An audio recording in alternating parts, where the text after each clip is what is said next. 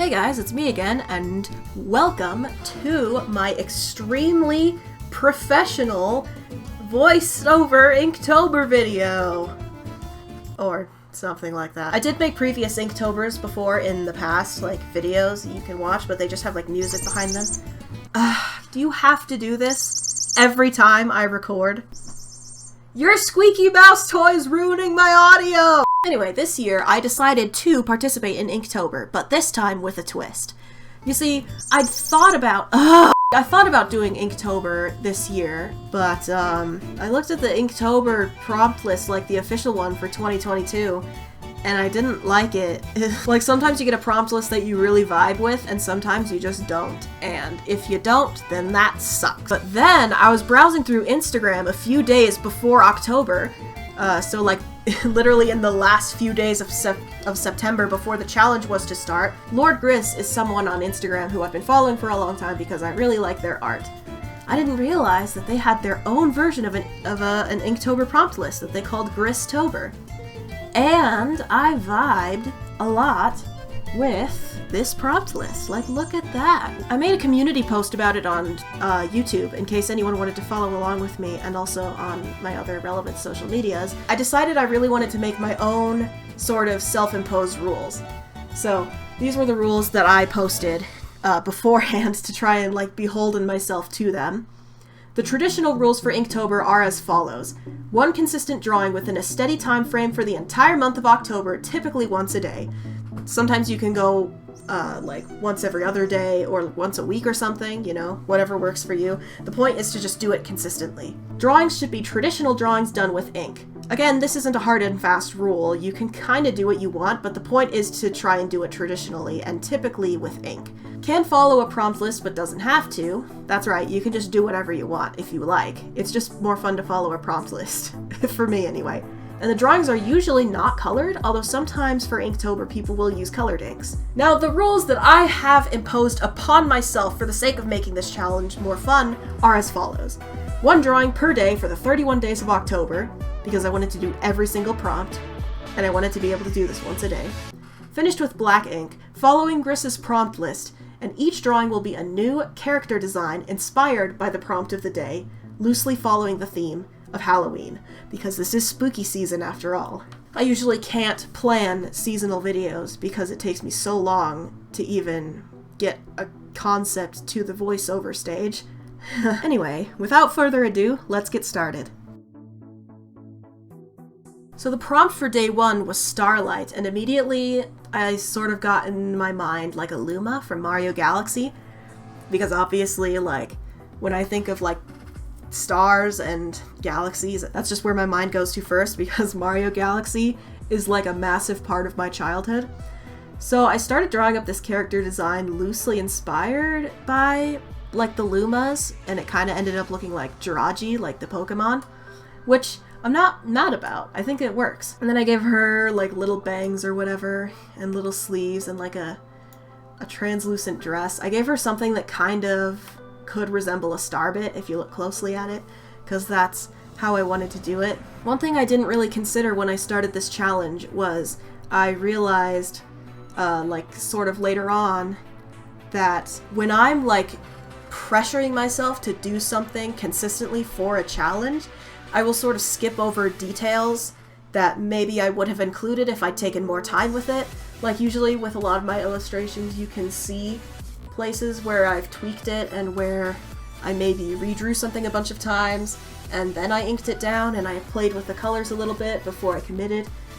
And you just don't have time to do that if you're trying to do a consistent thing like this, and that's kind of the point. A lot of these character designs ended up being just kind of trash and uninspired because like you just gotta do them quick, you know? You can't like linger on any one of them for too long. And I think that's what that's like one thing I had to internalize going forward, because, you know, I mean, I've already maximized my workflow for speed above all else, but still, it's a little annoying to realize how many things I may have missed out on. Like, you can see the gloves on this particular character are just sort of half added in after the fact. And this is what it looks like now. I also added a little like ponytail off the back of her head to resemble a comet, like when it makes a tail that's melting from the sun. I just thought that was really neat. That's also why it's going backwards. Oh yeah, I also forgot to mention that I wanted to name all of these characters too. So the name I decided to give this character is Comet. The prompt for day 2 was empty, and for some reason I immediately got the perfect idea for this. So I created this sort of like autonomous like rock tree kind of character. I made her kind of big and chunky, and I just sort of wanted to make her look very natural. And in the middle of her torso there's like that empty place that supposedly is where she keeps the thing that's like keeping her alive, if that makes sense, like her magical core. And I really loved doing all those details in like the branches of the hair and that little bird that's on her ear. I liked giving her a pointed nose. I liked, like, especially because for day 1 I gave the first character such a thin, like, stick body. I wanted to try and push to make this one more large. Like, I wanted her to look really big and chunky and strong. I don't think I succeeded as much. If I could go back and do this drawing again, I'd probably add more bulk to the upper arms and to the legs so that they're not so thin, but otherwise I'm happy with it. I also added a lot of streaks around her eyes to really make them look empty. I decided to call her Grey Rock. The prompt for day 3 was knives, and I think this was the first time I sort of fumbled with the prompts. Like, I had no idea what to do first. I tried to think of, like, characters I know that have a lot of sharp details or that were inspired by knives, and I then landed on this idea of having a character who's just really sharp all around, like a sort of monster-like character. I really love doing monstrous character designs. I really don't know why I don't do them as often. Like, most of the things I draw are just like normal humans and then bugs. That's where I'm at right now. I guess unless you want to count various phases I've had, like when I got really good at drawing skeletons because of Undertale. I added like that huge claw to him, really trying to figure out if I wanted him to have like 3 fingers or 4 fingers that were showing. And I gave him this black jacket that kind of, you know, made it stand out. I really wanted to add some contrast to this one since the other 2 were just sort of like white as the paper the whole way through. And I gave him a little fang because I think like little fangs are cute. And I feel like the jacket ended up giving him sort of greaser vibes in the end, which I'm not mad about. I think it really suits him.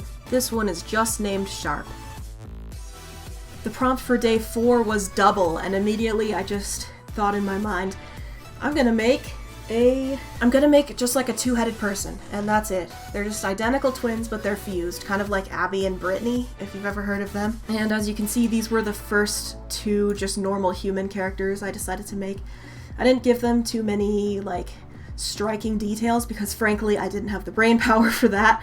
It was already hard enough trying to figure out how to put 2 heads on 1 body. I did have an idea also to, like, make them into, like, Frankenstein characters, but there was a different prompt later on the list that was better for that, and I didn't want to waste it here. Yeah, I'm really happy with this. They didn't end up looking monstrous at all, which I think is fine. Like, we don't have to perfectly follow the theme of Halloween for every single one of those. Although something notable about this one is this was the first time I actually had to kick my cats out of my office. While I was recording this, at some point, Suki just started digging her claws into my leg constantly, and I was just trying to draw through the pain because I have ADHD, and if I pry my attention away from something for too long, or even just for a moment, it'll break my focus, and I have to get that focus back. And so I eventually was just like, fine, break my focus and get out. That's a bit unrelated, but I just remembered it because it was very painful and my lines got a little bit shakier, I think, while that was happening. In hindsight, I probably should have put like a big stitch down the 2-headed sweater to imply that they sewed 2 different sweaters together themselves, but oh well, it's too late for that now. I thought it would be funny if they had really, like, ordinary sounding names, like Jason and Joshua, so that's their names. Prompt for day 5 was summon, and immediately I had an idea in my head for this of a fairy circle that is summoning a fairy. Now, this excited me because I've always had an idea in my head of what fairies could look like that are different from, like, fairies and other types of folklore or whatever. Like, a lot of the time in folklore, fairies just look like people with wings, or they look like, you know, basically that's like the image in your head when you think of a fairy, right? But I thought to myself, what if this was more like, what if fairies were, like, more inhuman, but they were still, like, ethereal so as to be beautiful? So I thought of the idea of, like, different types of fairies, like bug fairies and flower fairies and, like, wood fairies and, like, just all these different kinds of things with all different sorts of wings. So I tapped into this idea a little bit for this one. I realized in hindsight it kind of just looks like a sketch I did earlier this year, I think, with my, like, in my sketchbook, or maybe it was last year. That kind of defeats the purpose of coming up with a brand new character design for each of these prompts. But then I looked back on it and realized that I think it's different enough that this could just be, like, its own character design. I'm just gonna go with that because, you know, I think it works, it's fine, and I really think I have improved the sort of idea for the design of a flower fairy. And I really like how she turned out, and I liked doing all the little mushrooms in the ring around her while she's, like, dancing around them. And I think she turned out very cute. Her name is Flora. The prompt for day 6 was witch, and I remember having a very specific idea for this one as well. I wanted to make a sort of young-looking character that looked like a classic Halloween witch with, like, the big nose and the pointed chin, but I wanted her to look, like, friendly and cute. And it's not always easy to make a childlike character who has, like, these exaggerated features, but I felt like I could do it. You know, there's a reason why a lot of young-looking characters in, like, animation or whatever will have smaller noses. It's because it helps them to look younger. So I tried to emphasize other parts of her design to make her look younger. Like, I gave her sort of a softer pointed chin. I didn't make the nose as big as I could have made it. And I gave her sort of smallish pointed ears as well, and I made her eyes really wide open and friendly. I made her body sort of, like, short and stocky, the way a child's body would be. I imagine in this picture she's like 12 or something, maybe 10 or something, and she's just doing her little magic over her cauldron, and she's pleased about it. I never understood why in media they always seem to try and demonize, like, larger features like noses, because I think large noses, like, particularly large hooked noses, look really great on characters, and I don't know why they aren't used as much. Beauty comes in all shapes and sizes, and I feel like if we focus too much on one of them, we don't get to experience the variety that exists. Anyway, that's the one I made for my little witch character. I hope you like her, because I think she turned out very cute. I don't know how much I succeeded on making her look young, but, you know. I'm thinking that her name is Felicity. That's a name I've always loved. Now, I think, if I'm remembering correctly, this was the first time I messed up. So day 7 was pendant. I believe this was the day when I got super into a new hyperfixation, and it literally took up all my brain power for like 3 days. So I was very behind. I was in a bad mood when I was making this one, and you can see in how I just sort of fudge the details. I just go in, I make it quick, which is kind of a shame because I was, like, excited about this prompt when I realized what I wanted to do for it, because it doesn't help that day 7's prompt is pendant, which is, like, too specific but also too vague as a prompt to make a character out of. But I eventually decided on a magical girl character who's transforming, and yeah, you can just sort of see in the finished product that I wasn't really feeling it. I didn't really put in much detail, and the wavy hair doesn't look quite right, and just, like, a lot of things about it are just, like, kind of fudged. But that's okay. I still like her, and I could still design her into a different kind of character in the future. Even though I was really distracted making this one, I think she has the best name. I decided to call her Diana, but her magical girl name is Lady Lollipop. I'm definitely using that for something in the future. Here's one I was really excited about. Day 8 was TV. I was just like, okay, I'm gonna do what everybody does. I'm gonna put a TV on a cute girl's head, and that's going to be her head. But I wanted to, like, veer away from characters like Calculaster from Monster Prom. Honestly, I was really hoping I wasn't going to veer in that direction because I could sort of feel it. like my love for Calculaster coming up from the depths of my brain. Anyway, I just sort of, I tried to just lean more into general cutesy sci-fi aesthetics. I put 2 big antennae on her head. I gave her a little camera so she can see, and little ear shaped, like those ear microphones on the sides of her head so she can hear. I gave her this crop top and a pleated skirt that I thought looked nice with the rest of her body. And then at the last minute I decided to add the energy bar and the 3 hearts like it's in a video game. And I put little blushies and a pixelated heart on her screen, and I thought she turned out really cute. I decided to call her Platinum because that's metal that computers can be made of. Day 9's prompt was spell, and because of the hyperfixation that I was super into at this point in time, I really had demons on the mind, and so I decided to create a demon being summoned out of a summoning circle, and that's the spell. So I put these candles around this pentagram, and I drew this little demon character, and yeah, there isn't really much more to it than that. He has like demon horns. I gave him sort of a jack-o'-lantern-like face, and those like big werehog claws. So yeah, that's what I decided on for spell. It really wasn't a complicated thought process here. I've decided his name is Jack because of the jack-o'-lantern-like face. And basically no other reason. And the last one I'm deciding to do for this video is Day 10, which was X-Ray, and this was another one of the prompts I was excited to do beforehand. I had this idea for a character who, like, see, there's this artist I know who does art of, like, I forget the name of the artist, but they put, like X-rays in front of these different girls, and you can see them, like, leaning over it, and you can see the skeleton or, like, the metal that they're made of on the inside.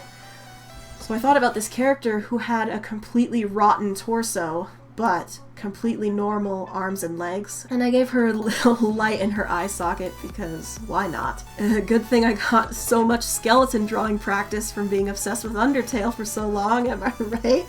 This skeleton was surprisingly easy to whip up. And then I gave her fluffy hair that I added texture to it that maybe I shouldn't have added texture to it because it looked better without, but whatever, it's fine. Like I said, I'm not trying to do this perfectly or anything. When I made her hair, I was sort of thinking of there's I think the game is called Darksiders 2, where there's like this character who rides on a horse with like a flaming blue mane that kind of looks like, you know, like Hades' hair from the Disney movie. That's sort of what was in my head when I was drawing that. And yeah, I think she turned out pretty cute. Although she does seem to be a little bit displeased with her situation. I wonder why. I wasn't sure what to call her. I think a lot of different names could be like suited to her, but I decided to settle on Firework. So that's what I did for the first 10 prompts of Inktober. Here's hoping that the rest of these videos in this series will be just as smooth, forthcoming. Sachi will be just as smooth as this one. It wasn't really that smooth, that's the joke. Anyway, I hope you all enjoyed watching my video and listening to me ramble about these silly characters that I made up on the spot. And I'll see you in the next video. Bye!